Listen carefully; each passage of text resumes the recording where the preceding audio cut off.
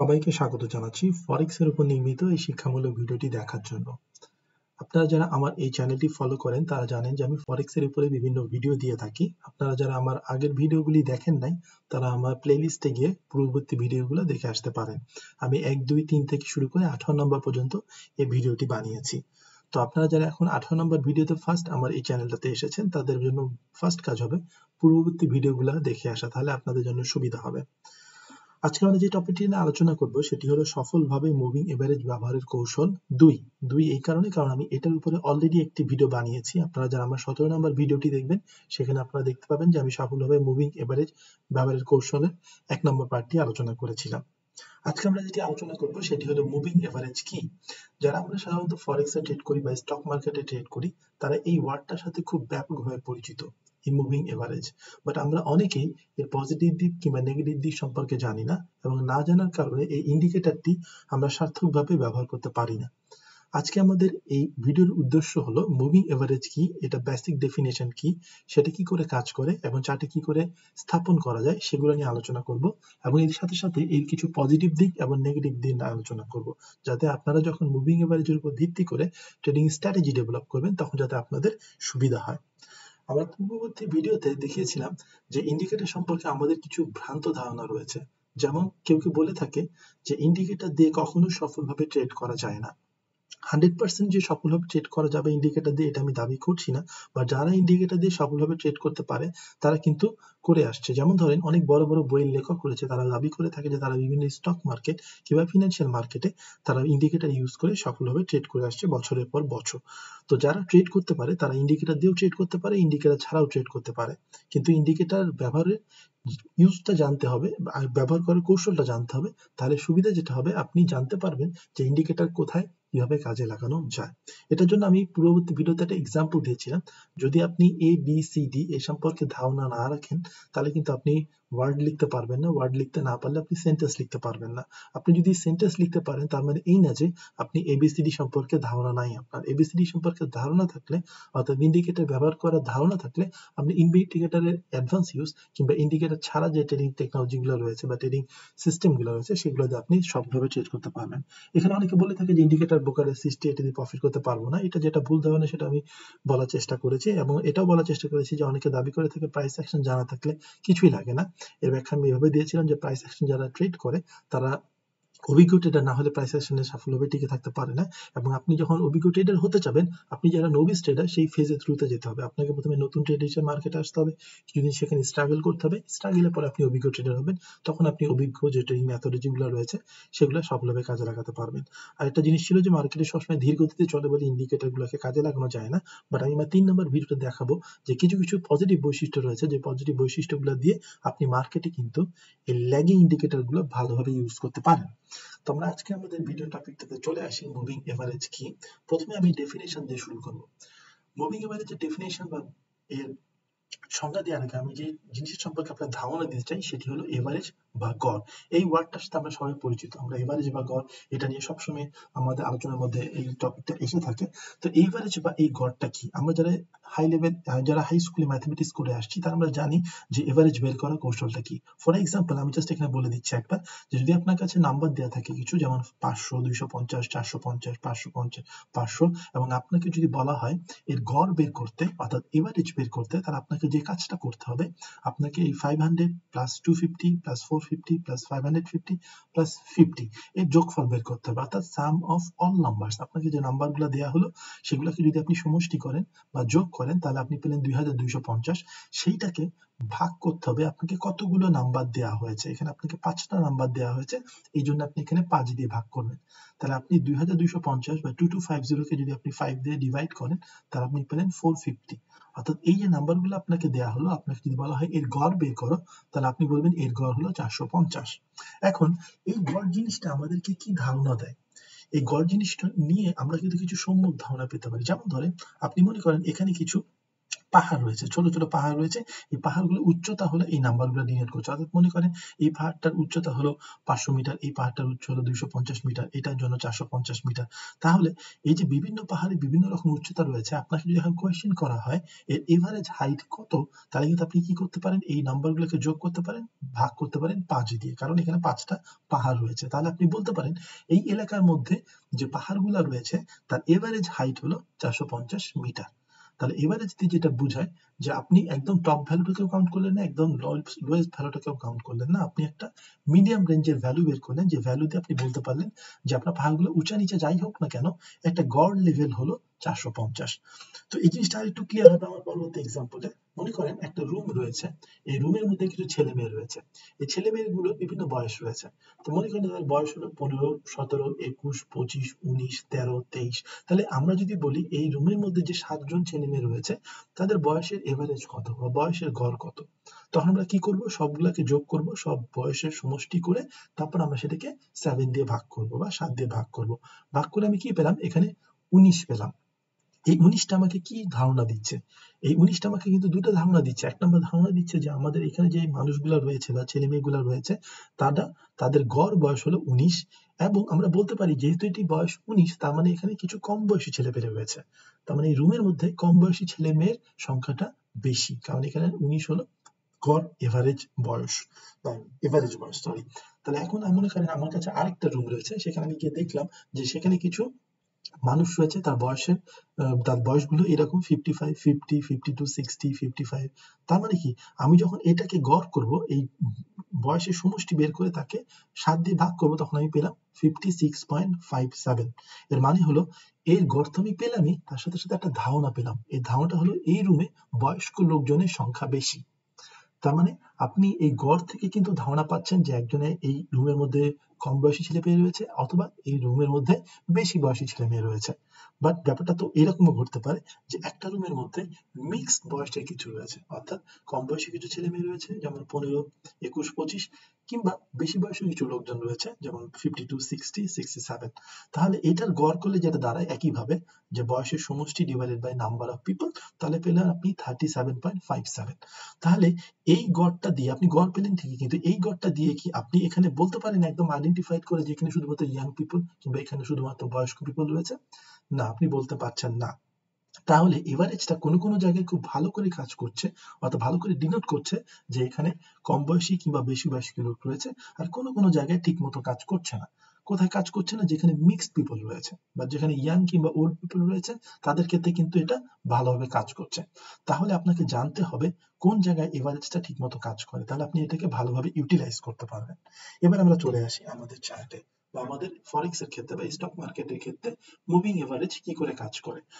তাহলে এখানে আমাদের এভারেজ টার্মটা কিন্তু রয়ে গেছে। এভারেজ টার্ম মানে হলো গড় করবে, কিসের গড় করবে তা আমরা একটু পরবর্তীতে দেখবো। বাট এখানে আপনি যখন চার্টের দিকে তাকাবেন, এখানে যে লাইন চার্টটা আপনারা দেখতে পাচ্ছেন কি হচ্ছে, উপরে যাচ্ছে নিচে যাচ্ছে, উপরে যাচ্ছে নিচে যাচ্ছে, তার মানে প্রাইসটা মুভ করতে করতে সামনের দিকে আগায় যাচ্ছে। কিন্তু আমি যখন শুধুমাত্র এই প্রাইসের মুভমেন্টের দিকে তাকাবো তাহলে আমি কিন্তু একদম একটা ধারণা দিতে পারি না যেটা উপরের দিকে যাচ্ছে না নিচের দিকে যাচ্ছে, এটা কনসলিডেশন মার্কেটের মধ্যে দিয়ে যাচ্ছে। বাট এটাকে যদি আমি এভারেজ করি, মনে করেন এখানে যদি একটা এভারেজ লাইন টানি, অর্থাৎ এই প্রাইস এই প্রাইস এই প্রাইস এই প্রাইস সবগুলো প্রাইস একটা এভারেজ করি, তাহলে দেখা যাবে যে এভারেজ একটা লাইন এই মাঝখান দিয়ে যাচ্ছে, যেটা আমাকে একটা স্মুথ কার্ভ দিচ্ছে রাদার দ্যান এখানে যে বাউন্সি কার্ভটা রয়েছে তার বদলে। তাহলে মুভিং এভারেজ করে কি, আপনার এই বাউন্সি প্রাইস প্যাটার্নের বদলে একটা স্মুথ প্রাইস প্যাটার্ন ক্রিয়েট করার চেষ্টা করে। কেন করার চেষ্টা করে? এতে আপনার সুবিধা হলো যারা মনে করেন নতুন নতুন ট্রেড করতে আসে তারা হয়তো বুঝতে পারে না যে এখন ট্রেন্ডটা কোন দিকে যাচ্ছে, বা এত প্রাইস ফ্লাকচুয়েশন দেখে তাদের মাথা কাজ করে না। অথবা আপনি যদি লোয়ার টাইম ফ্রেমে চলে আসেন তখন দেখা যাবে অনেক বেশি প্রাইস ফ্লাকচুয়েশন হয়। তো সেই সমস্ত জায়গায় আপনি যদি একটা সম্যক ধারণা নেওয়ার চেষ্টা করেন, তাহলে একটা মুভিং এভারেজ লাইন যদি আপনি ক্রিয়েট করেন তাহলে আপনার একটা স্মুথ ধারণা দিবে। এই কারণে এই মুভিং এভারেজ ইন্ডিকেটর জেনারেলি ব্যবহার করা হয়ে থাকে। তো এখন আমরা যখন একটা MT4 প্ল্যাটফর্ম বা অন্য কোনো প্ল্যাটফর্ম লাইক ট্রেডিং ভিউয়ে আমাদের এই মুভিং এভারেজ ইন্ডিকেটরটা খুঁজে বের করে আমরা চার্টের মধ্যে স্থাপন করি, তখন সেখানে কিছু প্যারামিটার থাকে। সেই প্যারামিটারগুলো সম্পর্কে আপনাকে জানতে হবে। কি প্যারামিটার থাকে? যেমন একটা ফার্স্ট ইম্পর্টেন্ট প্যারামিটার থাকে পিরিয়ড। এই পিরিয়ড মানে হলো, এখানে দেখেন 14 লেখা আছে, এই পিরিয়ড মানে হলো আপনি কতগুলো পূর্ববর্তী ক্যান্ডেলের গড় বের করবেন। যদি এটা 14 লেখা থাকে 14 লেখা থাকে তার মানে হলো যে পয়েন্টে আপনি আছেন সেই পয়েন্টের আগে যে 14টা ক্যান্ডেল রয়েছে তার গড় বের করবেন। যদি এখানে 20 থাকে তার মানে আগে 20 ক্যান্ডেলের আপনি গড় বের করবেন, যদি 100 থাকে তাহলে আগে 100 ক্যান্ডেল, আর যেই টাইম ফ্রেমে হোক না কেন। এটা হয়তো M5 এ হতে পারে, এটা আপনার ডেইলি টাইম ফ্রেমে হতে পারে। যদি ডেইলি টাইম ফ্রেম হয় তার মানে 14 দিন থাকে, তাহলে আগে 14 দিনের আপনি গড় বের করবেন। যদি এটা 1 আওয়ার চার্ট হয় তার মানে আপনি আগে 14 ঘন্টার গড় বের করবেন। তো এটা খুব বেসিক ধারণা, এটা আমরা যারা মুভিং এভারেজ ব্যবহার করি তারা জানি, আর যারা ব্যবহার করতে পারেন না তারা আজকে শিখলেন যে 14 মানে হলো আগের যে কতগুলো ক্যান্ডেল আমি কাউন্ট করব সেটার ব্যাখ্যা দিয়ে থাকে এই পিরিয়ডের মাধ্যমে। সেকেন্ড দেখেন আছে মুভিং এভারেজ মেথড। এখন মুভিং এভারেজ বিভিন্ন ধরনের হয়ে থাকে, যেমন সিম্পল মুভিং এভারেজ হয়, এক্সপোনেনশিয়াল মুভিং এভারেজ হয়, স্মুথ বা লিনিয়ার ওয়েটেজ মুভিং এভারেজ হয়ে থাকে। সিম্পল মুভিং এভারেজ হলো একদম সিম্পল ভাবে আমি যেভাবে গড় বের করে থাকি সেভাবে গড় বের করা। এক্সপোনেনশিয়াল হলো তার জন্য একটা আলাদা ইকুয়েশন রয়েছে, স্মুথ এবং লিনিয়ার ওয়েটেজ তাদের জন্য আলাদা আলাদা ইকুয়েশন রয়েছে। তো এই ইকুয়েশন গুলো যদি আপনার জানা থাকে তাহলে আপনি কিন্তু ওই মুভিং এভারেজ বা ওই এভারেজটা বের করতে পারেন। ফর এক্সাম্পল আপনি এখানে দেখেন মুভিং এভারেজ বের করার ফর্মুলা দেওয়া আছে, যেমন ধরেন সিম্পল মুভিং এভারেজ বের করতে পারি। সিম্পল মুভিং এভারেজ বের করার কৌশলটা হলো আমি যে এভারেজ বের করে দেখিয়েছিলাম সেম, অর্থাৎ আপনি যদি দেখে থাকেন যে আমরা পূর্ব দিকে ঠিক করলাম যে 14টা ক্যান্ডেল আমরা এভারেজ বের করব, তাহলে 14টা ক্যান্ডেলের ভ্যালুকে ডিভাইডেড যদি আপনি 14 দিয়ে করেন তাহলে আপনি পেয়ে যাবেন moving average, simple moving average. অনুরূপভাবে আপনার ওয়েটেজ মুভিং এভারেজ এবং এক্সপোনেনশিয়াল মুভিং এভারেজের ফর্মুলা রয়েছে, কিন্তু আপনাদের এই গোটি ফর্মুলা জানার দরকার নাই। কেন দরকার নাই? কারণ আপনি যদি চার্টের মধ্যে এই মুভিং এভারেজটা বসান তাহলে অটোমেটিক্যালি চার্টের মধ্যে দাগটা বসে যাবে, আপনাকে কষ্ট করে ক্যালকুলেট করে তারপর আপনাকে বের করতে হবে না। এটা হলো ট্রেডিং প্ল্যাটফর্ম ব্যবহার করার সুবিধা। আরেকটা জিনিস এখানে ইম্পর্টেন্ট, সেটা এখানে দেখেন অ্যাপ্লাই টু লেখা আছে, এবং এখানে যদি আপনি ক্লিক করেন তাহলে আপনি দেখতে পাবেন যে অনেকগুলো অপশন রয়েছে, ক্লোজ, ওপেন, হাই, লো। এই চারটা টার্মের সাথে কিন্তু আমরা পরিচিত, কারণ আমরা ক্যান্ডেলস্টিক আমরা ক্যান্ডেল কিনে থাকি, ক্যান্ডেলের হাই পয়েন্ট কি, লো পয়েন্ট কি, ক্লোজ পয়েন্ট কি, ওপেন পয়েন্ট কি, এগুলো আমরা জানি। যখন আমরা ক্যান্ডেলস্টিক প্যাটার্ন শিখেছিলাম তখন কিন্তু আমরা এই জিনিসগুলো শিখেছিলাম। যদি আপনাদের এই সম্পর্কে ধারণা না থাকে, আপনারা যদি এই ভিডিওতে ফার্স্ট হয়ে থাকেন, তাহলে আপনারা কাইন্ডলি আমার ক্যান্ডেলস্টিকের উপরে যে ভিডিওগুলো রয়েছে 3-4টা, সেগুলো দেখে আসতে পারেন, আপনাদের সুবিধা হবে। তো এই ক্লোজ মানে হলো যে ক্যান্ডেলটা কোথায় ক্লোজ হয়েছে তার ভ্যালু, ওপেন মানে হলো কোথায় ওপেন হয়েছে, হাই মানে হলো সর্বোচ্চ কত পয়েন্ট পর্যন্ত গিয়েছিল, আর লো মানে হলো সর্বোচ্চ কত পয়েন্ট পর্যন্ত নিচে গিয়েছিল। তো আমরা সাধারণত ক্লোজ পয়েন্টে ব্যবহার করে থাকি মুভিং এভারেজ যখন আমরা ব্যবহার করি, আর অন্যান্যগুলো দিয়ে আপনারা ব্যবহার করতে পারেন। এটা আপনার ট্রেডিং স্ট্র্যাটেজির উপর ডিপেন্ড করছে যে আপনি কোন ভ্যালুটা ব্যবহার করবেন। তো আমি জাস্ট একটা এক্সাম্পল দেখাই লাইভ চার্টে গিয়ে। যদি আমি লাইভ চার্ট ওপেন করি, আমি প্রথমে একটা চার্ট ওপেন করি ইউরো ইউএসডি, এবং ইউরো ইউএসডি চার্টের মধ্যে আমি আমার টেমপ্লেটটাকে সেট করে নিই। টেমপ্লেটটাকে সেট করে নিলে আমি এখন সুন্দরভাবে আমার টেমপ্লেটটাকে পেয়ে গেলাম। এখন আমি কোথায় পাবো আমার মুভিং এভারেজ? আপনি যদি এখানে আসেন লেফট সাইডে দেখবেন যে এই নেভিগেটর বক্সের মধ্যে ইন্ডিকেটর বলে একটা অপশন রয়েছে। এই ইন্ডিকেটর যদি আপনি এক্সপ্যান্ড করেন তাহলে কিন্তু এই ট্রেন্ড ইন্ডিকেটরের মধ্যে মুভিং এভারেজটা আপনি পেয়ে যাবেন। তাহলে এখানে ডবল ক্লিক করলে মুভিং এভারেজটা চলে আসলো। আমি এটাকে ডিফল্ট, আপনি যখন চার্ট ওপেন করবেন তখন এরকম দেখতে পাবেন যে আপনার বক্সের মধ্যে 14 লেখা আছে, অর্থাৎ পিরিয়ড হলো 14 দেওয়া আছে। আপনি এখানে সিম্পল মুভিং এভারেজ দেওয়া আছে এবং আপনি ক্লোজিং পয়েন্টে এটা ইউজ করছেন। আপনি সিম্পলে চাপ দিয়ে দেখেন, ওই যে আমি দেখেছিলাম এক্সপোনেনশিয়াল, স্মুথ, লাইন ওয়েটেজ, ওটা রয়েছে। আমি ফার্স্টে সিম্পলি রাখছি, এবং ক্লোজের জায়গায় আপনি যদি ক্লিক করে দেখেন তাহলে দেখবেন যে অনেকগুলো অপশন রয়েছে। তো আমরা এখানে ক্লোজই রাখছি।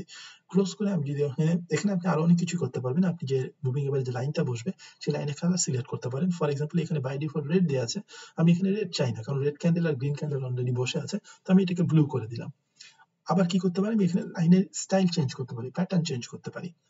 যদি আপনি স্ট্রেট লাইন চান তাহলে এইটা, যদি ডটেড লাইন চান তাহলে এগুলো ইউজ করতে পারেন। কিন্তু আমি চাই যে স্ট্রেট লাইনই থাকুক, কিন্তু আমি চাই যে একটু মোটা ভাবে আমি দেখি যাতে আমার বুঝতে সুবিধা হয়। তাহলে আমি এখান থেকে লাইনের ওয়েটেজ গুলোকে সেট করতে পারি। তো এখানে ক্লিক করলে যখন আমি ওকে করবো তখনই দেখা যাবে আমার চার্টের মধ্যে অটোমেটিক্যালি মুভিং এভারেজের লাইনটা বসে গেল। তাহলে এটা হলো কি এটা হলো 14 ডে মুভিং এভারেজ। এই দেখেন 14 বসানো আছে, 14 ডে মুভিং এভারেজ। তাহলে আমি এখানে বসাতে পারি কি 14 জায়গায় আমি এখানে চেঞ্জ করে দিতে পারি, এখানে আমি 50 ডে মুভিং এভারেজ করি। তাহলে দেখা যাবে যে 50 ডে মুভিং এভারেজটা অনেক স্মুথ হচ্ছে rather than 14 days moving average, কারণ তখন আমি 50টা ক্যান্ডেলে গড় করছি। যখন আমি 50টা ক্যান্ডেলে গড় করবো তার মানে এই পয়েন্টে যদি আমি গড় করতে চাই তাহলে এর আগে যে 50টা ক্যান্ডেল রয়েছে এই 50টা ক্যান্ডেলের ক্লোজিং ভ্যালু নিবে, যেহেতু আমি এখানে ক্লোজের ক্ষেত্রে অ্যাপ্লাই করেছিলাম, তারপর তাকে ভাগ করবে 50 দিয়ে। এই জন্য তখন এই কার্ডটা স্মুথ হয়ে আসে। যত আপনি লঙ্গার ক্যান্ডেল কল্পনা করবেন, লম্বা মানে বেশি নাম্বার অফ ক্যান্ডেল আপনি কাউন্ট করবেন, আপনার মুভিং এভারেজ কার্ভটা তত বেশি স্মুথ হয়ে আসবে। আর যত আপনার কম হবে তত বেশি ফ্লাকচুয়েশন হবে। তাহলে এইভাবে আমরা চার্টের মধ্যে মুভিং এভারেজ লাইনে বসাতে পারি। অনুরূপভাবে আপনি যদি এখন সিম্পল মুভিং এভারেজের জায়গায় অন্য যে মুভিং এভারেজ রয়েছে, যেমন ধরেন এক্সপোনেনশিয়াল মুভিং এভারেজ, এটা সিলেক্ট করে ক্লোজ করেন, অটোমেটিক্যালি কার্ভটা কিন্তু চেঞ্জ হয়ে যাচ্ছে। এটার জন্য কিন্তু আপনার ম্যাথমেটিক্যালি ওই ইকুয়েশন ইউজ করে ক্যালকুলেট করে বসানোর কোনো দরকার নাই। এটাই হলো আমাদের সুবিধা ট্রেডিং প্ল্যাটফর্মে। যখন আমি এইভাবে মুভিং এভারেজ ইন্ডিকেটর বসাবো, যে কোনো ভ্যালু বসাই দিলেই বা যে কোনো স্টাইল বসাই দিলে, যে কোনো মেথড বসাই দিলে আপনি অটোমেটিক্যালি আপনাকে ক্যালকুলেট করে দিবে যে তার মুভিং এভারেজ লাইনটা কোন দিক থেকে এসে গিয়েছে। তাহলে এখানে আমার এই মুভিং এভারেজে ইম্পর্টেন্ট কিছু প্যারামিটার আমি দেখা দিলাম। আরো অনেক প্যারামিটার রয়েছে যেগুলো আমি আপাতত উল্লেখ করলাম না। আমি মুভিং এভারেজের ফর্মুলা গুলো এখানে বললাম, এবং মুভিং এভারেজ ফর্মুলা আপনার মুখস্থ রাখা বা জানা দরকার নেই, অটোমেটিক্যালি আপনার চার্টে বসে যাবে। এখন আমরা দেখি যে এই মুভিং এভারেজ ব্যবহার করে আমরা কি করতে পারি। মুভিং এভারেজের কাজটা কি? এই মুভিং এভারেজের মূলত দুটা কাজ রয়েছে। একটা হলো আইডেন্টিফাই দ্য ট্রেন্ডস, অর্থাৎ ট্রেন্ডটাকে আইডেন্টিফাই করতে পারি আমি এই মুভিং এভারেজ দিয়ে, অথবা আমি কনফার্ম রিভার্সাল প্যাটার্ন পেতে পারি বা কনফার্ম রিভার্সাল সিগন্যাল পেতে পারি। কি করে পেতে পারি তা আমি পরবর্তী স্লাইডে দেখাই। যেমন ধরেন, যখন আমাদের এভাবে ক্যান্ডেল স্টিক থাকে, ক্যান্ডেল থাকে, এই ক্যান্ডেল গুলো আমি যখন মুভিং এভারেজ সেট করি, আপনারা দেখলেন যে এভাবে মুভিং এভারেজ চার্টের মধ্যে বসে যায়। যখন চার্টের মধ্যে এভাবে মুভিং এভারেজ বসে যায়, তখন আমরা বাই ডিফল্ট কিছু অ্যাজাম্পশন করে নিই। অ্যাজাম্পশন গুলা কি? যদি এই ক্যান্ডেলের গুলার অবস্থান যদি এই মুভিং এভারেজ কার্ভের নিচে হয়, তখন আমরা বলে থাকি যেটা ডাউন ট্রেন্ডে রয়েছে। আর যদি ক্যান্ডেলগুলোর অবস্থান মুভিং এভারেজের উপরে হয়, তখন আমরা বলে থাকি যেটা আপার ট্রেন্ডে রয়েছে। এটা হলো 1 নম্বর ফর্মুলা। 2 হলো, এখানে আপনার দুটো জিনিস খেয়াল রাখতে হবে। এক হলো আপনার প্রাইসটা কোথায় অবস্থান করছে, আপনার মুভিং এভারেজের নিচে অবস্থান করছে না উপরে অবস্থান করছে। যদি নিচে অবস্থান করে তাহলে আপনি ডাউন ট্রেন্ডে রয়েছেন, আর যদি উপরে অবস্থান করে তাহলে আপনি আপার ট্রেন্ডে রয়েছেন। সেকেন্ড যে ফ্যাক্টরটা আপনাকে দেখতে হবে সেটা হলো এই যে মুভিং এভারেজ রয়েছে তার স্লোপটা কেমন। যদি তার স্লোপটা নিচের দিকে হয় তাহলে আমরা বলবো যে এটা ডাউন ট্রেন্ডে রয়েছে। যদি সেটা আস্তে আস্তে নিচের দিক থেকে আস্তে আস্তে জিরো হয়ে যায়, অর্থাৎ বটমে এসে সমান হয়ে যায় অনুভূমির সাথে, তাহলে আমি সেটাকে বলবো যে এটা কনসলিডেটেড মার্কেটে রয়েছে বা দিক চেঞ্জ করছে স্লোপটা।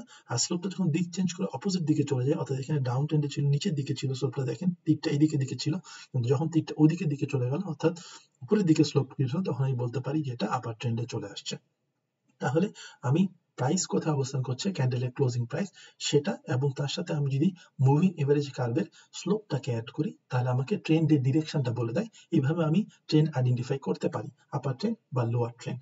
এখন অনেকে বলে থাকতে পারেন যে না, আমি তো higher high higher low, lower high lower low বা লো, এগুলো দেখে আমি ট্রেন্ড বুঝে থাকি।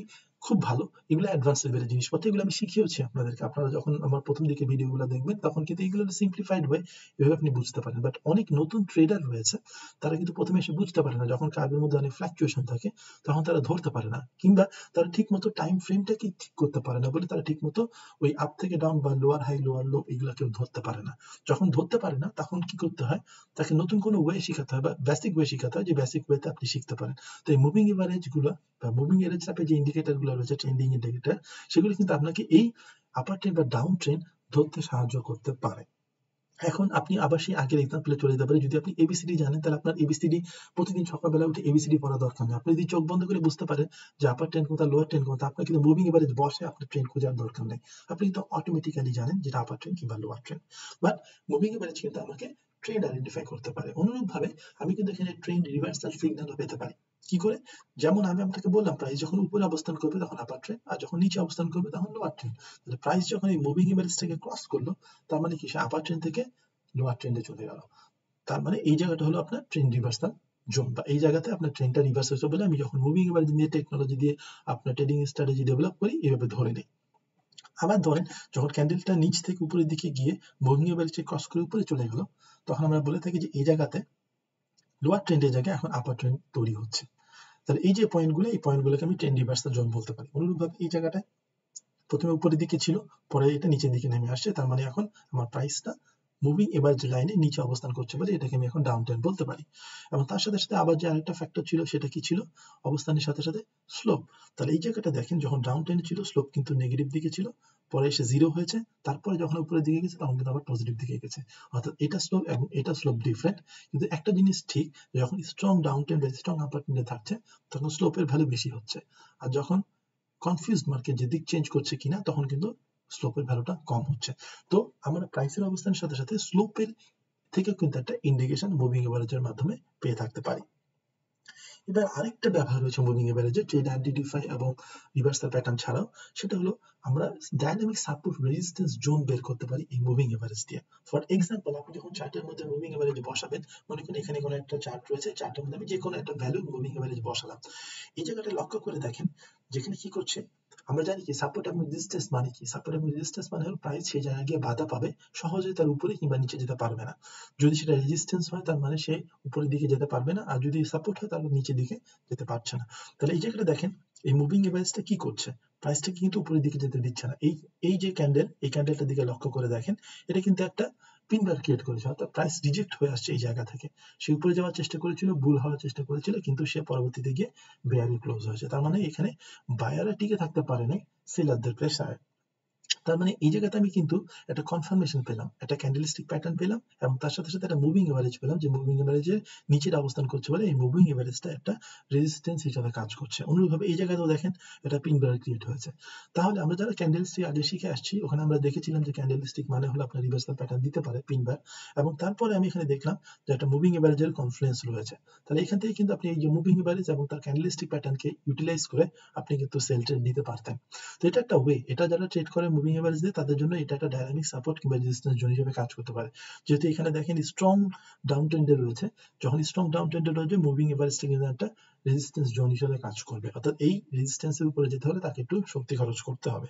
আবার যখন স্ট্রং আপার ট্রেন্ডে থাকবে, তখন দেখেন এই জায়গায় এসে এই জিনিসটাকে ব্রেক করতে কিন্তু তার কষ্ট হচ্ছিল। এখানে কিন্তু একটা রিভার্সাল প্যাটার্ন ক্রিয়েট হয়েছে, এখানে একটা পিন বারও ক্রিয়েট হয়েছে, আবার বুলিশ ইনগালফিং প্যাটার্নও ক্রিয়েট হয়েছে, এবং তার সাথে সাথে আপনার মুভিং এভারেজেরও একটা সাপোর্ট রয়েছে। তাহলে এই জায়গাটাতে একটা ডাইনামিক সাপোর্ট হিসেবে এই মুভিং এভারেজ লাইনটা কিন্তু কাজ করছে। তাহলে এই যে মুভিং এভারেজ ভ্যালু, এই মুভিং এভারেজ লাইন রয়েছে, এই মুভিং এভারেজ লাইন কিন্তু আপনার রেজিস্ট্যান্স কিংবা সাপোর্ট হিসেবে কাজ করতে পারে, এবং ডাইনামিক সাপোর্ট রেজিস্ট্যান্স। আগে আমরা কি করেছিলাম, হরিজন্টাল লাইন দিয়ে নিয়েছিলাম, ওই হরিজন্টাল সাপোর্ট রেজিস্ট্যান্সের সাথে সাথে আপনার মুভিং এভারেজ কিন্তু ডাইনামিক সাপোর্ট রেজিস্ট্যান্স হিসেবে কাজ করতে পারে। এখন এখানে একটা জিনিস লক্ষ্য করে দেখেন, যে যখন এটা স্ট্রং ডাউন ট্রেন্ডে ছিল, স্ট্রং আপ ট্রেন্ডে ছিল, এই দুই মুহূর্তে কিন্তু এটা ভালোভাবে ডাইনামিক রেজিস্ট্যান্স কিংবা সাপোর্ট হিসেবে কাজ করেছে। কিন্তু যখন এটা কনসোলিডেট মার্কেটে ছিল, অর্থাৎ উপরের দিকে নিচের দিকে উপরের দিকে নিচে, এখানে দেখেন প্রাইস একবার উপরে গেছে আবার নিচে আসছে, আবার উপরে গেছে আবার নিচে আসছে, আবার উপরে গেছে আবার নিচে আসছে। তার মানে কি, এই জায়গাতে কিন্তু কোনো আইডেন্টিফাইড ট্রেন্ড নাই। যখন আইডেন্টিফাইড ট্রেন্ড নাই, তখন কিন্তু এই মুভিং এভারেজটাও কিন্তু ডাইনামিক সাপোর্ট রেজিস্ট্যান্স হিসেবে কাজ করছে না। তাহলে মুভিং এভারেজ তখনই ভালোভাবে কাজ করবে যখন এটা ট্রেন্ডি মার্কেটে আছে। যখন ট্রেন্ডি মার্কেটে থাকবে না, তখন কিন্তু আমরা মুভিং এভারেজ নিয়ে যে জিনিসগুলো শিখেছি, এক নম্বর শিখেছিলাম যে এটা ট্রেন্ড আইডেন্টিফাই করে রিভার্সাল প্যাটার্ন দেখায়, সেটাও দেখাতে পারছে না, আর দুই হলো সাপোর্ট রেজিস্ট্যান্স হিসেবেও কাজ করা দেখাতে পারছে না। তো এই জিনিসটা আমাদেরকে জানতে হবে যে পজিটিভ দিক কি, নেগেটিভ দিক কি। তাহলে এখন পর্যন্ত আমি যেটা দেখলাম যে মুভিং এভারেজটাকে আমরা একটা ইনস্ট্রুমেন্ট হিসেবে ইউজ করতে পারি, যেটা আমার ট্রেন্ডিং কিংবা ট্রেন্ড ডাউন, ট্রেন্ড আপ কিংবা ট্রেন্ড ডাউন কিংবা রেঞ্জিং মার্কেট আছে কিনা আমরা আইডেন্টিফাই করতে ইউজ করতে পারি। এখানে যেরকম ভাবে আমি দেখতে পেলাম যে নিচের দিকে নেমে আসতেছে স্লোপ হাই, স্লোপ উপরের দিকে চলে যাচ্ছে স্লোপ হাই, এই জন্য এটা ট্রেন্ডে রয়েছে, এই জন্য আমরা একে ট্রেন্ডি মার্কেট বলছি। বা যখন হজবরল ক্রিয়েট হয়ে আছে, তখন আমরা তাকে বলছি যেটা একটা কনসোলিডেট বা রেঞ্জিং মার্কেট। তো এই মুভিং এভারেজ দিয়ে সহজে কিন্তু আমরা এটাকে বের করে ফেলতে পারি, যদি আমরা চোখের আন্দাজে বের করতে না পারি। এখন আসি মুভিং এভারেজের কিছু ক্যারেক্টারিস্টিক রয়েছে। সেই ক্যারেক্টারিস্টিক কি, এই মুভিং এভারেজটা কিন্তু আমাদের পাস্ট ভ্যালু দিয়ে তৈরি। পাস্ট ভ্যালু দিয়ে তৈরি কি, যখন আমি মুভিং এভারেজ বসালাম আমার চার্টের মধ্যে, কি করলো সে, পূর্ববর্তী 14টা বা পূর্ববর্তী 20টা বা পূর্ববর্তী 100টা ক্যান্ডেল নিয়ে তার গড় করেছে। তার মানে কি, এগুলো অলরেডি মার্কেটে হয়ে গেছে, এগুলো পাস্ট ইনসিডেন্ট। তাহলে ওই পাস্ট ইনসিডেন্ট নিয়ে যখন আপনি একটা ভ্যালু ক্রিয়েট করছেন, তখন সেটাকে আমরা বলি ল্যাগিং ইন্ডিকেটর। তার মানে হিস্টোরি ভ্যালু নিয়ে আপনি একটা ভ্যালু জেনারেট করছেন। এই জন্য অনেকে মুভিং এভারেজকে ল্যাগিং ইন্ডিকেটর বলে থাকে। তো আমাদের ল্যাগিং ইন্ডিকেটর যদি আমরা জেনে থাকি যে মুভিং এভারেজ বা এই টাইপের ইন্ডিকেটর, তাহলে আমাদের যেই ইন্ডিকেটর গুলো আগে আগে আমাদেরকে বলবে, তার মানে কি লিডিং ইন্ডিকেটর গুলো তাহলে কি হতে পারে। লিডিং ইন্ডিকেটর কিন্তু ফিবোনাচ্চি। ফিবোনাচ্চি সিরিজের ভিডিওটা যারা দেখেন তারা দেখে আসতে পারেন যে ফিবোনাচ্চি সিরিজ কি, এবং এই ফিবোনাচ্চি রিট্রেসমেন্ট বা এক্সপ্যানশন দিয়ে কি করে আপনি লাইভ মার্কেটে ট্রেড করতে পারেন, এটা নিয়ে আমি ভিডিও বানিয়েছি। আপনারা যদি ওই ভিডিওগুলো দেখেন, তাহলে আপনার আইডিয়া ক্লিয়ার হবে যে আপনি কিন্তু ফিউচার প্রেডিক্ট করতে পারছিলেন যে কতদূর পর্যন্ত মার্কেটটা যেতে পারে বা কতদূর পর্যন্ত মার্কেটটা এক্সপ্যান্ড করতে পারে। সেই জিনিসটা কিন্তু আপনি মুভিং এভারেজ দিয়ে পাবেন না। তার মানে কি, it will not warn you in advance. আপনি ফিউচারে কি ঘটতে যাচ্ছে, কতদূর পর্যন্ত যেতে পারে, সেটা কিন্তু আপনি এই মুভিং এভারেজ দিয়ে পাবেন না। এটা কিন্তু এই ল্যাগিং ইন্ডিকেটর গুলোর একটা ড্রব্যাক। কিন্তু আপনি একটা পজিটিভ দিক এখান থেকে পেলেন যে আপনি যখন ট্রেন্ডি মার্কেটে থাকবেন, অর্থাৎ কোনো ট্রেন্ড ক্রিয়েট হয়ে যাবে, তখন কিন্তু আপনি একটা কনফার্মেশন পাবেন যে ট্রেন্ড ক্রিয়েট হলো। তাহলে মুভিং এভারেজের ব্যবহার হলো যে যেখানে মার্কেট ট্রেন্ডি মার্কেটে এস্টাবলিশ হয়ে যাবে সেখানে আমি মুভিং এভারেজটা ভালো কাজ করবে, কিন্তু আপনি এটা দিয়ে কোনো ফিউচার মার্কেট প্রেডিক্ট করতে পারবেন না বা রেঞ্জিং মার্কেটে আপনি এটাকে ইউটিলাইজ করতে পারবেন না। এই পয়েন্টগুলো জানা থাকতে হবে। তাহলে যেটা সুবিধা হবে, আমি যখন পার্ট 3 তে অর্থাৎ পরবর্তী ভিডিওতে আমি স্ট্র্যাটেজি ডেভেলপ করা শিখাবো মুভিং এভারেজ দিয়ে, তখন কিন্তু আপনার জন্য সুবিধা হবে। এই জন্য আমি এই ভিডিওটাতে বেসিক জিনিসটা একবার করে আলোচনা করে যাচ্ছি। যারা জানেন তাদের জন্য তো ভালো, ঝালাই হয়ে গেল, আর যারা জানেন না তাদের জন্য লাভ। এখন এভাবে মুভিং এভারেজ আমরা সিম্পল স্ট্র্যাটেজি ডেভেলপ করতে পারি। অনেকেই ফার্স্টে যখন স্ট্র্যাটেজি ডেভেলপ করে তখন মুভিং এভারেজ বা বলিঞ্জার ব্যান্ড বা আরএসআই স্ট্যাটিস্টিক এগুলো দিয়ে আপনাদের স্ট্র্যাটেজি ডেভেলপ করে থাকে। পরবর্তীতে এই স্ট্র্যাটেজি গুলোকে কি করে আরো ইমপ্রুভ করা যায় এবং আপনার খাপ খাইয়ে নিয়ে যায় আপনার মেন্টালিটির সাথে, আপনার ট্রেডিং সাইকোলজির সাথে, তো সেটাই আপনাকে জানতে হবে। তো এখন আপনি যে ইন্ডিকেটরটাকে মডিফাই করবেন বা ইন্ডিকেটরে যে ইউটিলাইজ করবেন বা আপনি যে প্রাইস অ্যাকশন ব্যবহার করবেন, এটার জন্য আপনাকে ফার্স্টে জানতে হবে এর পজিটিভ দিক কি এবং নেগেটিভ দিক কি। নেগেটিভ জিনিসগুলোকে বাদ দিয়ে শুধুমাত্র পজিটিভ দিকগুলোকে ক্যাপচার করে কিন্তু আপনি অনেক বেশি ভাবে ইফেক্টিভ ভাবে ইন্ডিকেটরগুলোকে ব্যবহার করতে পারেন। তো এখানে ঠিক ওইভাবে যখন নিচের দিকে চলে গেল তখন যদি আমি সেল করি, আর যখন উপরের দিকে গেল তখন যদি বাই করি, তাহলে দেখা যাচ্ছে শুধুমাত্র এই ইন্ডিকেটরের ভিত্তি করেই আমি এখানেও প্রফিট করলাম, এখানেও প্রফিট করলাম। কিন্তু ব্যাপারটা তো সিম্পল না। এখানে এত সিম্পল ভাবে এসেছে এই কারণে, কারণ এখানে স্ট্রং ডাউন ট্রেন্ড এবং স্ট্রং আপার ট্রেন্ডে ছিল বলে আপনি দুইটা ট্রেডিং প্রফিট করতে পারলেন। কিন্তু যখন আপনার কনসোলিডেট মার্কেট থাকবে তখন ট্রেড করতে পারবেন না, তখন ট্রেড করতে পারবেন না এত সিম্পল ভাবে। তো এটা নিয়ে আমি থার্ড ভিডিওতে আলোচনা করব। তো এখন আপনাকে একটা জিনিস দেখাই যে আপনি যে স্লোপটা বা ভ্যালুটা পাচ্ছেন মুভিং এভারেজ, ওই মুভিং এভারেজ ভ্যালু দিয়ে কিন্তু আপনি একটা ইন্ডিকেশন পেতে পারেন যে প্রাইস উপরের দিকে যাচ্ছে না নিচের দিকে যাচ্ছে। ফর এক্সাম্পল এখানে আমি একটা 10 ডে মুভিং এভারেজ বসালাম ডেইলি চার্টের মধ্যে, এবং ক্যান্ডেলস্টিকে আপনি ভ্যালুগুলো দেখতে পাচ্ছেন, তার ক্লোজিং ভ্যালুগুলো কত। এখানে যেমন 300, 700, 400, 800।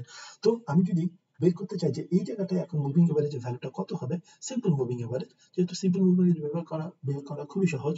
এই ভ্যালুগুলোকে ভাগ করতে হবে, এর যোগফলকে ভাগ করতে হবে কতগুলো ক্যান্ডেল আমি কনসিডার করছি। তাহলে আমি দেখতে পাচ্ছি যে এই যে ভ্যালুগুলো ছিল সেই ভ্যালুগুলোকে যদি আমি যোগ করি তাহলে 5000 হলো। আর এখানে আমি 10টা ক্যান্ডেল কনসিডার করছি বলে 10 দিয়ে ভাগ করলে এখানে আমি 500 ভ্যালু পেলাম। তাহলে এই যে ক্যান্ডেলটা এখানে মুভিং এভারেজ যে ভ্যালুটা হবে সেটা হলো 500। এখন যদি তার পরবর্তীতে আরেকটা ক্যান্ডেল তৈরি হয়, ফর এক্সাম্পল আরেকটা ক্যান্ডেল তৈরি হলো, এইখানে যদি আমি আবার ভ্যালুটাকে বের করতে চাই, তাহলে আবার তার পূর্ববর্তী 10টা ক্যান্ডেলের ভ্যালু নিতে হবে, তার যোগ করতে হবে, তারপর ডিভাইডেড বাই 10 করলে আমি পাচ্ছি 540। তার মানে কি দেখেন, পূর্ববর্তী ভিডিওতে ছিল 500, এখন হয়ে গেল 540। আপনার মুভিং এভারেজের ভ্যালুটা কিন্তু বাড়ছে, তার মানে স্লোপটা উপরের দিকে, তার মানে আপনার ট্রেন্ডটাও উপরের দিকে। দেখেন এখানে বুলিশ ক্যান্ডেল ক্রিয়েট হয়েছে বলে আপনার এটাও উপরের দিকে। আবার যদি পরবর্তী আরেকটা ক্যান্ডেল তৈরি হয় এবং সেখানে যদি আপনি দেখেন আবার পরবর্তী ক্যান্ডেলের ক্লোজিং প্রাইসটাকে নিয়ে যোগ করে আবার যদি 10 দিয়ে ভাগ করেন, যেহেতু 10 ডে মুভিং এভারেজ আমরা 10টা ক্যান্ডেলকে শুধুমাত্র কনসিডার করবো, পূর্ববর্তী ক্যান্ডেলগুলোকে কনসিডার করবো না, তাহলে আপনি এখানে ভ্যালু পেলেন 550। তাহলে আপনার প্রথম ছিল 500, তারপর হয়ে গেল 540, তারপর হয়ে গেল 550। তার মানে আপনার স্লোপটা উপরের দিকে রয়েছে। আর স্লোপ যখন উপরের দিকে থাকবে তার মানে কি আপনার ট্রেন্ডটাও উপরের দিকে আছে। এখন এটা যদি 550 না হয় আবার 530, 500, 490 হয়ে যেত, তার মানে কি আপনার ট্রেন্ডটা নিচের দিকে থাকতো। আর সেটা না হয় যদি এরকম হতো যে 520, আবার 570, আবার 530, আবার 560, তার মানে হলো তখন মার্কেটটা কনসলিডেট মার্কেটে রয়েছে। এই জন্য আপনি মুভিং এভারেজের ভ্যালুটা দেখেও কিন্তু বের করতে পারেন যে আপনার মার্কেট এখন ট্রেন্ডি মার্কেট নাকি আপনার কনসলিডেটেড মার্কেট রয়েছে। আর আমরা জানি ট্রেন্ডি মার্কেটে মুভিং এভারেজের সাপোর্ট রেজিস্ট্যান্স জোন হিসাবে বা ট্রেন্ড হিসাবে বা ট্রেন্ড রিভার্সাল হিসাবে ভালো কাজ করবে, কিন্তু অন্যান্য ক্ষেত্রে এটা ভালোভাবে কাজ করবে না। তো এটা একটা ওয়ে, এটা একটা ওয়ে যে আপনি বের করতে পারেন যে আপনার মার্কেট এখন কোন ডিরেকশন রয়েছে মুভিং এভারেজ ব্যবহার করে। তো আমরা এটাও বলেছিলাম যে মুভিং এভারেজের ভ্যালু যত বাড়ানো হয়, অর্থাৎ মুভিং এভারেজের ক্যান্ডেলের পিরিয়ড যত বাড়ানো হয়, যতগুলো ক্যান্ডেল আপনি বাড়াবেন, 14 জায়গায় যদি 20, 20 জায়গায় যদি 500 করেন বা 50 করেন বা 100 করেন, তাহলে আপনার কার্ভটা বেশি বেশি করে স্মুথ হয়ে যাবে। এই স্মুথ হওয়া মানে হলো আপনার কার্ভটা রিয়াক্টটা ধীরে ধীরে করছে, অর্থাৎ অনেকগুলো ক্যান্ডেলের সমষ্টি যেহেতু যোগফলটা বের হয়, অনেকগুলো ক্যান্ডেল পরিবর্তন হলেই তখন মাত্র শুধুমাত্র আপনার ভ্যালুটা চেঞ্জ হবে, অর্থাৎ স্লোয়ার মুভমেন্ট হবে। তো এখন এখানে দেখেন আমরা এখানে একটা ডাউন সাইড দেখলাম আমাদের মুভিং এভারেজ। সেই মুভিং এভারেজটা কি, যে এসএমএ যেটা সিম্পল মুভিং এভারেজ, সে কিন্তু কি করছে, র‍্যাপিড প্রাইস চেঞ্জ যদি হয় সেখানে কিন্তু ওইভাবে দেখাচ্ছে না, রিঅ্যাকশনটা দেখাচ্ছে না।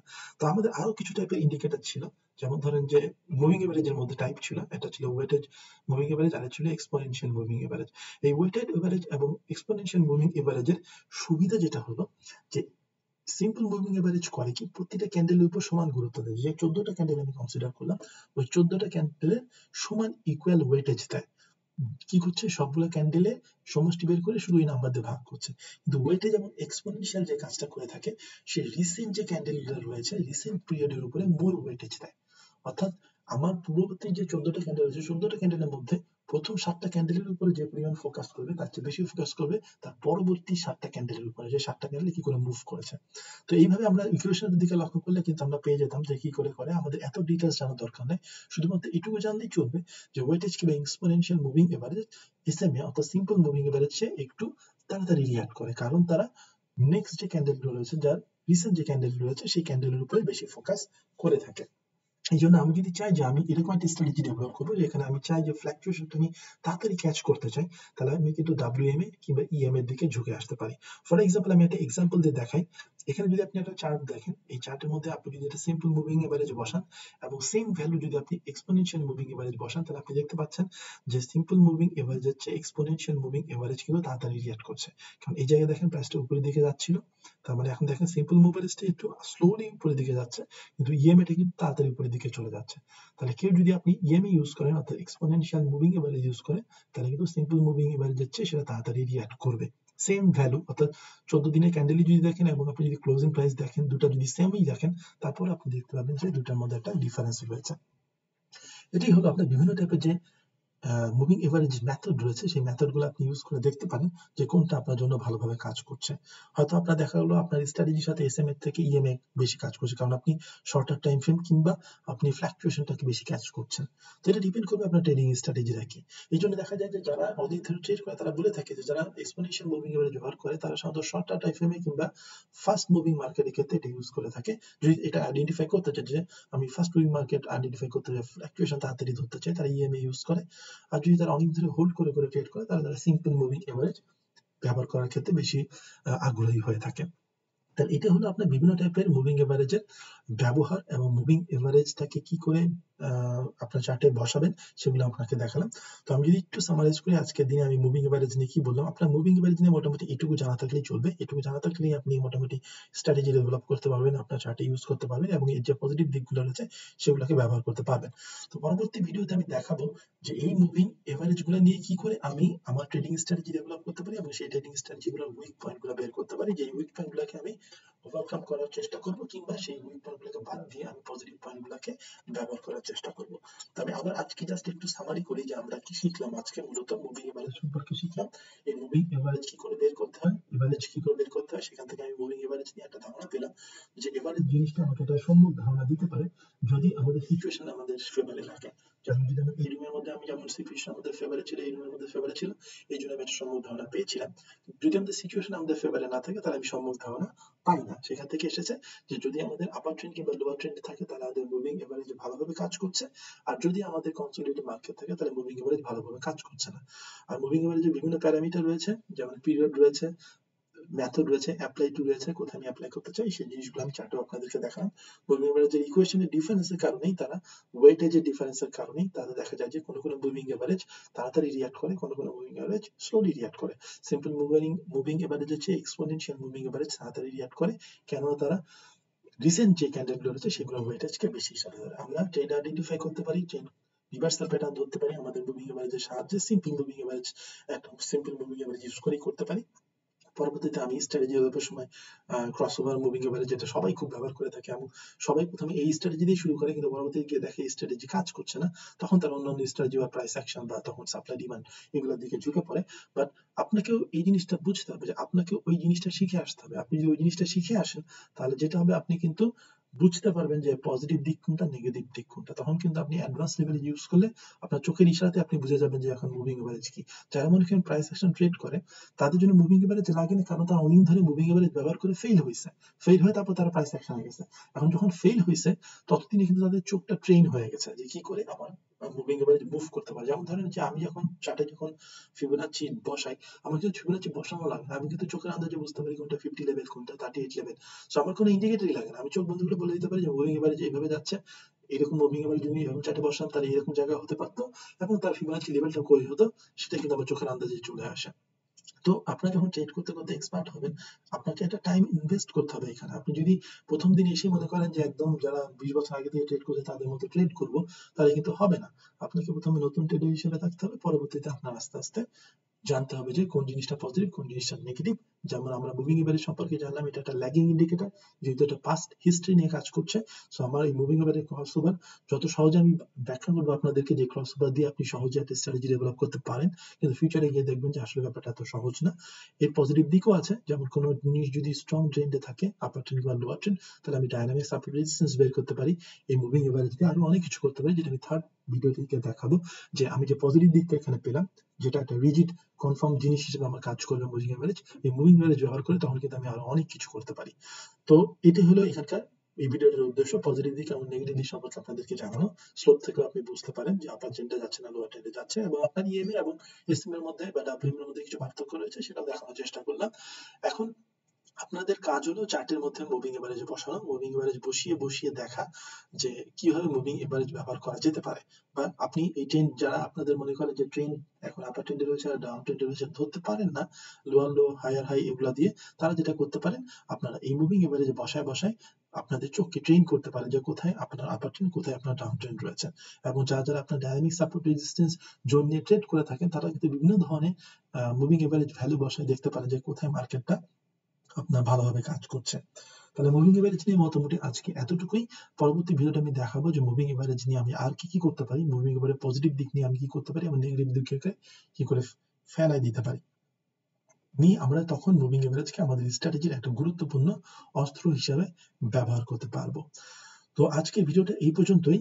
আমি সবার শেষে যেটা বলতে চাই সেটা হলো যে আমরা সবাই এখন একটা ক্রান্তি লগ্নের মধ্যে দিয়ে যাচ্ছি। এই সময় যে ভিডিওটা আমি বানাচ্ছি, এটা আমরা সবাই জানি যে আমরা করোনার ইফেক্ট দ্বারা আক্রান্ত।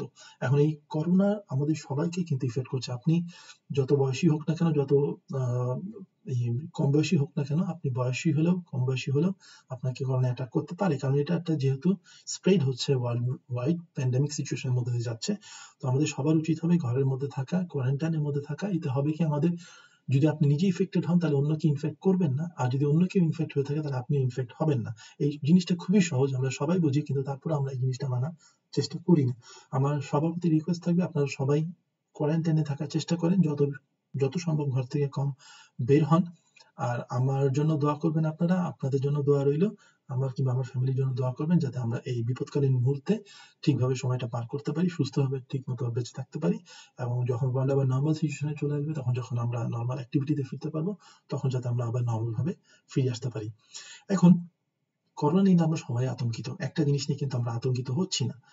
এটা নিয়ে আমার আরো ভিডিও বানানোর ইচ্ছা আছে, যখন আমি ফান্ডামেন্টাল জিনিস নিয়ে আলোচনা করবো। যেহেতু আমি এখন এই মুভিং এভারেজের সিরিজটা বানাচ্ছি, এই জন্য আমি মুভিং এভারেজটা কন্টিনিউ করছি। কিন্তু আমাদের যদি করোনাটা চলেও যায়, মনে করেন কালকে আমাদের করোনা ইফেক্টটা চলে গেল, করোনা আর ছড়াচ্ছে না, আমি বুঝে গেলাম যে 1 মাসের মধ্যে সবকিছু ঠিকঠাক হয়ে গেল, কিন্তু আমাদের ইকোনমিকের মধ্যে কিন্তু একটা মেজর পরিবর্তন অলরেডি চলে আসছে। তাহলে এখন আমরা যখন ঘরে বসে আছি, আমাদের করতে হবে কি, আমাদের কিন্তু অনেকে জব চলে যেতে পারে, অনেকে জবের ছাঁটাই হতে পারে, অনেকে বেতন কমে আসতে পারে, ঠিক আছে, আবার নতুন জবও ক্রিয়েট হতে পারে এই সিচুয়েশনে। বাট আমি জাস্ট নেগেটিভ দিকে এই কারণে বলছি যে আপনাকে প্রিপেয়ার থাকতে হবে, যে আপনার ইকোনমি যেহেতু চেঞ্জ হচ্ছে, তো আপনাকে নতুন নতুন স্কিল নিজের মধ্যে ডেভেলপ করতে হবে। ফর এক্সাম্পল, আপনারা এখানে ট্রেড করতে আসছেন, ট্রেড শিখতে আসছেন, আপনারা নিজে আরো বেশি টাইম এখানে ইনভেস্ট করে কি করে ট্রেডিং করে এখান থেকে ছোট্ট একটা হলে ইনকাম তৈরি করা যায়, 10 টাকা হলেও যাতে আপনার জন্য একটা পোর্টফোলিওতে 10 টাকা যোগ হয়। এই কনফিডেন্স যখন আপনার মধ্যে আসবে, তখন কিন্তু আপনি 10 থেকে 100, 100 থেকে 1000 এ পৌঁছাতে পারবেন। আপনি যদি টাইম এখানে স্পেন্ড করেন, এই যে ঘরবন্দি অবস্থায় রয়েছেন, এই সময় যদি আপনি ট্রেডিং শেখার ব্যবস্থা করেন বা ট্রেডিং ভিডিওগুলো দেখে ট্রেডিং শিখতে চান, প্র্যাকটিস করেন, তাহলে যেটা হবে, আপনার নিজের পরবর্তী ফিউচার কাজে লাগবে। শুধু যে ট্রেডিং শিখতে হবে তা না, অন্য যে কোনো স্কিল আপনারা ডেভেলপ করতে পারেন নিজেদের মধ্যে, যাতে ফিউচারে যখন পরিস্থিতি নরমাল হয়ে আসবে, সিচুয়েশন যখন করোনা থেকে মুক্ত হয়ে যাবো আমরা, বাট ইকোনমিক ডিজাস্টারের মধ্যে পড়বো, তখন যাতে আমরা নিজেরা সবাই সার্ভাইভ করতে পারি। এইটা কিন্তু সবার উপরেই পড়বে, নট অনলি যে নিম্নবিত্তদের মধ্যে, নিম্ন মধ্যবিত্তদের মধ্যেই পড়বে বা নিম্নবিত্তদের মধ্যেই পড়বে, এটা কিন্তু টপ লেভেল থেকে বটম লেভেল সব জায়গায় কিন্তু এর ইফেক্টটা পড়বে। আপনি যদি কোম্পানির জন্য যোগ্য না হন, আপনাকে যদি কোম্পানি কোনো কাজ না হয়, তাহলে আপনাকে রাখার কোনো দরকার নেই, আপনাকে ছাঁটাই করতে বাধ্য বা ছাঁটাই করবে, কারণ তাদের কাছে তো টাকা নেই, এতদিন ধরে বিজনেস করতে পারে নাই। তো এই জিনিসটা মাথায় রাখবেন সবাই, আর সবাই সুস্থ থাকবেন। আর পরবর্তী ভিডিও দেখার আমন্ত্রণ সবাইকে রইল। ধন্যবাদ সবাইকে।